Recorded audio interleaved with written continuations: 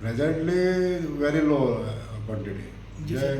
जशी आतां आमकां फॉर एग्जाम्पल तुका सांगला हांवें 180 टन आमकां गोंयांत जर दिसाक भाजी सोंपताली पयलीं, आतां ती 80 टन सोंपता हे धरया.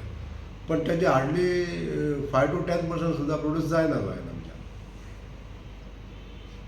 कितें कारण कितें कारण? कारण हेंच न्हू की आमचे आमचे गोंयकार फार्मर्स आहा न्हू, तांकां एश्योर्ड बिजनेस मेळपाक अशें जर दिसता विजन की आमी ही भाजी केल्या उपरांत उत्पादन केल्या नंतर आमकां एश्योर्ड मार्केट मेळटलें आनी तेजे एश्योर्ड प्रायजीस मेळटले आमकां. अशें जर मेळ्ळें, ताका जर विजन दिसलें न्हू जाल्यार कोणूय तरी युवक म्हणा किंवा आतांचे फार्मर्स म्हणा ते उत्पादन करपाक फुडें सरतले.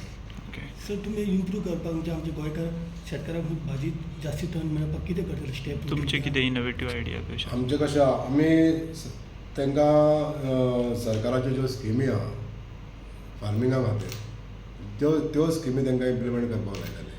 तुमी एडवान्स टॅक्नॉलॉजी वापरून फार्मींग करा. ज्यो स्किमी आहा त्यो स्किमी तांकां दितले, तांकां एनलायटन करतले.